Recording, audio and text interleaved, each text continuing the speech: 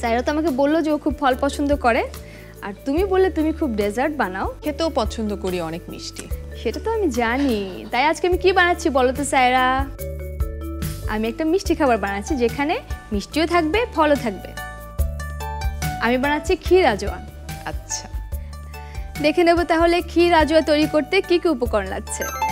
ক্ষীর আজোয়া তৈরি করতে যে যে উপকরণ লাগছে: খেজুর, তরল দুধ, পোলাওয়ের চালের গুঁড়ো, কাজু বাদাম কুচি, পেস্তা বাদাম কুচি, চিনি ও গোলাপ জল।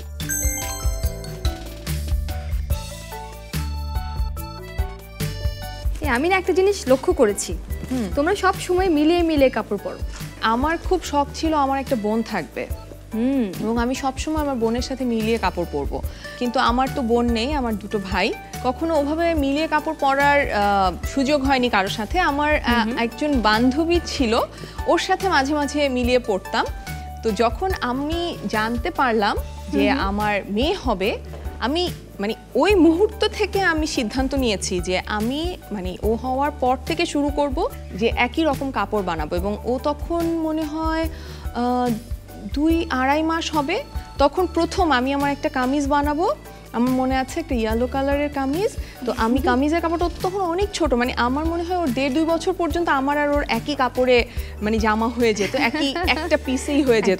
তো ওই আমি বলে দিলাম আমার দর্জিকে, বলছে 2 মাসের বাচ্চা কি, আমি একটা সুন্দর কামিজই বানাতে হবে। তো বলছে যে একেবারে পুতুলের কাপড় বানানোর মতো। আমি বলেছি হ্যাঁ, ও তো আমার পুতুলি। তো ও সুন্দর করে বানিয়ে দিয়েছে, এবং ওই প্রথম আমরা একরকম কাপড় পরলাম। তো তারপরে এটা আসলে এত বছর পড়তে পেরেছি। এখন তো একটু বড় হয়েছে, এখন সব সময় পড়তে চায় না, এখন ওর নিজের পছন্দ, নিজের কিছু পছন্দ তৈরি হয়েছে, এবং সেটা আমি অবশ্যই সম্মান দিই। এবং আমি সেটাকে সব সময় আমি চেষ্টা করি যে ও কি বলছে সেটা শুনতে। সেই আচ্ছা বাঁধন, আমি যা যা নিয়েছি ক্ষীর আজোয়া তৈরি করতে, সেটা হচ্ছে দুধ নিয়েছি, একটু চালের গুঁড়ো নিয়ে নিচ্ছি, পোলাও চালের গুঁড়ো, চিনি আছে, একেবারে গোলাপ জল আছে, সাথে আছে তোমার কাজু কুচি আর হচ্ছে পেস্তা কুচি। এগুলো দিয়ে আমি তৈরি করে নেব একটি ক্ষীর। প্রথমে দুটো দিয়ে নিলাম।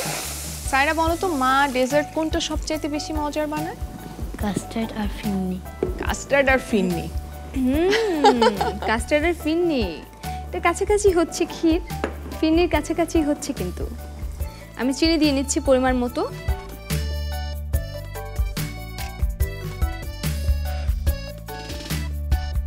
বাদামগুলো আগেই দিয়ে নিচ্ছি, কিছু রাখবো সাজানোর জন্য।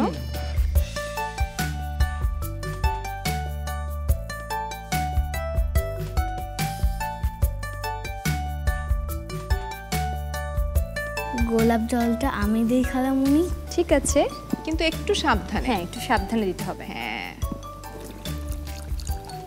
বাহ।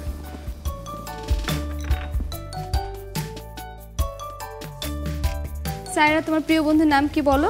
উমারা আর স্নেহাংশু। উমারা স্নেহাংশু। আরশিনও প্রিয় খালামুনি। আচ্ছা, আরশিনও প্রিয়। আরেকটা নাম বেরিয়েছে। তো হয়ে গেছে, আমি একটা বাটিতে করে ফ্রিজে রেখে দিই।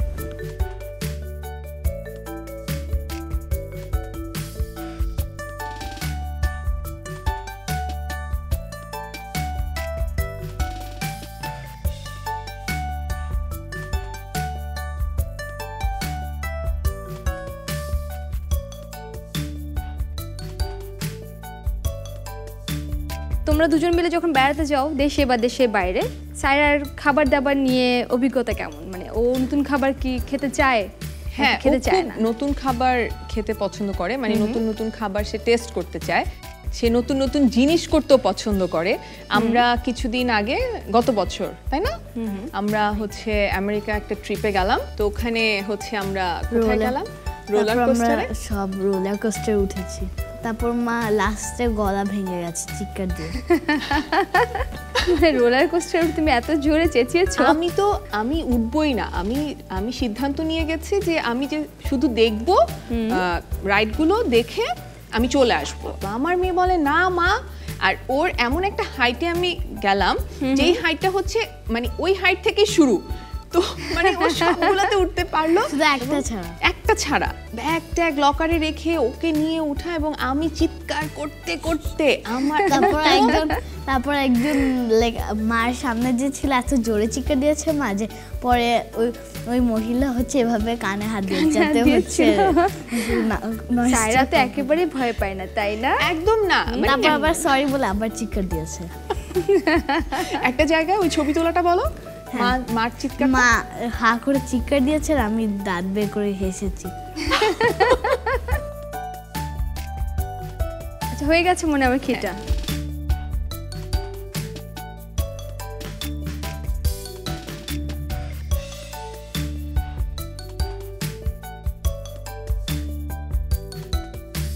আমরা যখন একসাথে কোথাও খেতে যাই, আমি আমার বাবা মা আমার মেয়ে, তো তখন আমাদের খাওয়া নিয়ে অনেক মজার গল্প আছে। হ্যাঁ, কারণ হচ্ছে আমার মা অনেক কিছু খেতে পছন্দ করে না। সায়রা বলো তো এই ঘটনাটা। একবার না লাইক মা সুশি এনেছে আর সুশির সাথে চিকেনও এনেছে যাতে নান খেতে পারে, বাট নান খায়নি কারণ ওইটা সুশির সাথে এসেছে। ও, সুশির সাথে একসাথে এসেছে তাই খায়নি?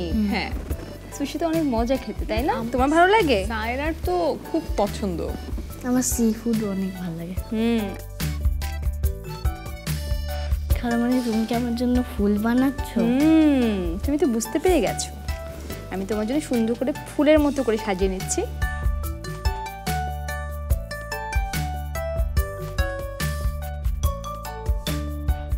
এটা খেতে কিন্তু খুবই মজা।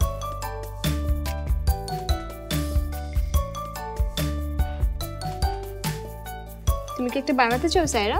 হ্যাঁ। নাও।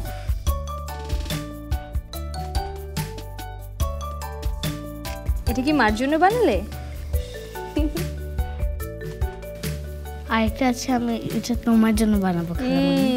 অনেক ধন্যবাদ। ওর আরেকটা মজার ঘটনা আছে স্কুলে। তখন প্লে গ্রুপে পড়ে, তো স্কুলে হয় না প্লেডো দিয়ে খেলতে দিয়েছে। সবাই প্লেডো দিয়ে খেলতে দিলে আগে তো ওই ডোটাকে কিছু একটা করার জন্য সার্কেল করে নিতে হবে বা কিছু। আমার মেয়ে ওই ডো দিয়ে গোল একটা রুটির সাইজে ডোটাকে তৈরি করে ফেলেছে। ওর যে ক্লাসে টিচার আমাকে বলছে দেখে যে আমি তো অবাক হয়ে গেলাম, প্লে গ্রুপের একটা বাচ্চা 3.5 বছর বয়স একটা গোল রুটি বানিয়ে ফেলেছে। তো আমি বললাম আমার মার সাথে ও প্রত্যেকদিন সকালবেলা আম্মু রুটি বানাতো, ও রুটি বানাবে। ওরা শিখছে, তার যে আগ্রহটা, এটা খুবই ভালো।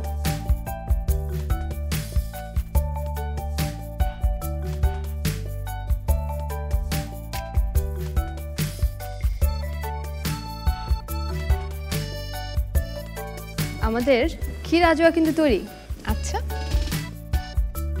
দেখে নিচ্ছি তাহলে ক্ষীর আজোয়া তৈরির প্রস্তুত প্রণালী আরেকবার। ক্ষীর আজোয়া তৈরি করতে প্রথমে একটি পাত্রে তরল দুধ নিয়ে এতে গুঁড়ো করা পোলাওয়ের চাল এবং চিনি মিশিয়ে ভালো করে নেড়ে নিতে হবে। এতে পরিমাণ মতো কাজু বাদাম কুচি এবং পেস্তা বাদাম কুচি দিতে হবে। স্বাদ মতো গোলাপ জল দিয়ে ফুটে ওঠা না পর্যন্ত নাড়তে হবে। ক্ষীর ঘন হয়ে উঠলে একটি পাত্রে ঢেলে এর উপর কাজু বাদাম এবং পেস্তা বাদাম কুচি ছিটিয়ে ফ্রিজে ঠান্ডা করতে রাখতে হবে। এ পর্যায়ে খেজুরগুলোর মাঝ বরাবর কেটে বিচিগুলো ফেলে দিতে হবে। খেজুরের পুর হিসেবে ক্ষীর দিতে হবে। এর উপর কাজু বাদাম এবং পেস্তা বাদাম কুচি ছিটিয়ে দিতে হবে। ব্যাস, পরিবেশনের জন্য প্রস্তুত মজাদার ক্ষীর আজোয়া। বানাই মজার খাবার মা বাবার আমি। দুরন্ত। ফেসবুকে ফলো করো এবং ইউটিউবে সাবস্ক্রাইব করো দুরন্ত টিভি।